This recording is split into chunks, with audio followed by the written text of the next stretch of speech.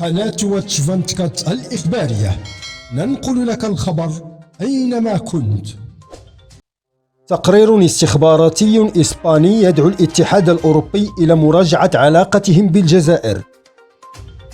حسب موقع أخبار الجزائر، حذر تقرير استخباراتي إسباني من خطر التقارب الجزائري الروسي ومن تهديد الدب الروسي للأمن الأوروبي، ودعا ذات التقرير الذي أعده فرناندو كالباليرو إتشيفاريا الخبير في القضايا المتعلقة بالمغرب العربي، وهو رئيس مركز الاستخبارات التابع للجيش الإسباني بمشاركة كل من مركز الدراسات العليا للدفاع الوطني والمعهد الإسباني للدراسات الاستراتيجية، وهي مراكز تابعة لوزارة الدفاع الإسبانية، دعا إلى ضرورة مراجعة الاتحاد الأوروبي لعلاقته مع الجزائر. وجاء في التقرير المعنون بالتقارب الروسي الجزائري يذهب إلى أبعد من مجرد تعاون عسكري، والخطر الأحمر على أبواب مدريد والاتحاد الأوروبي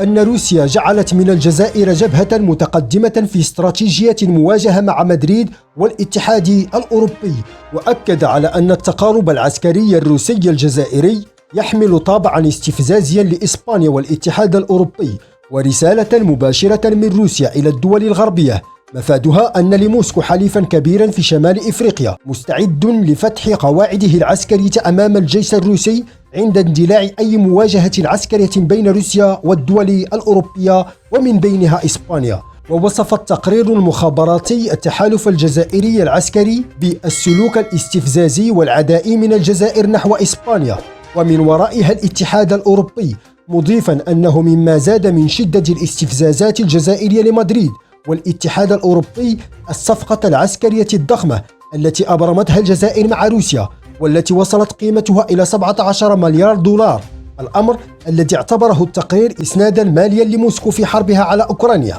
وهذا يناقض الجهود الغربية لتضييق الخناق المالي على الروس. من جهة أخرى، قالت نفس الوثيقة الجزائر تستفيد من عائدات مالية ضخمة من عقود الطاقة مع الشركاء الأوروبيين، بينما هي أي الجزائر تمضي في تعزيز تعاونها العسكري مع روسيا، وهذا ما يجعل أنه قد أصبح من المفروض على مدريد ومن ورائها الاتحاد الأوروبي مراجعة علاقاتهم مع الشريك الجزائري الذي أصبح داعما كبيرا لروسيا، بل أكثر من ذلك فتح منافذه للروس للتمدد في عدد من الدول الأفريقية. في نفس الإطار، أضاف التقرير أن موسكو تعتبر الجزائر بوابة مهمة للعمق الإفريقي والذي يعتبر مجالا حيويا لمدريد والاتحاد الأوروبي. وأشار التقرير الاستخباراتي الإسباني إلى أن الاتحاد الأوروبي يتابع بقلق بالغ التغلغل الكبير لروسيا في مالي وإفريقيا الوسطى بالمساعدة الجزائرية، والمثير في الأمر أن الجزائر وفي تحد سافر لمدريد والاتحاد الأوروبي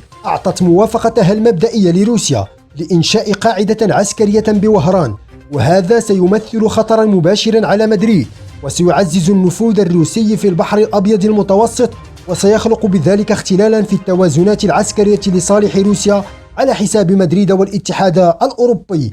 وذلك حسب ما جاء في نص التقرير.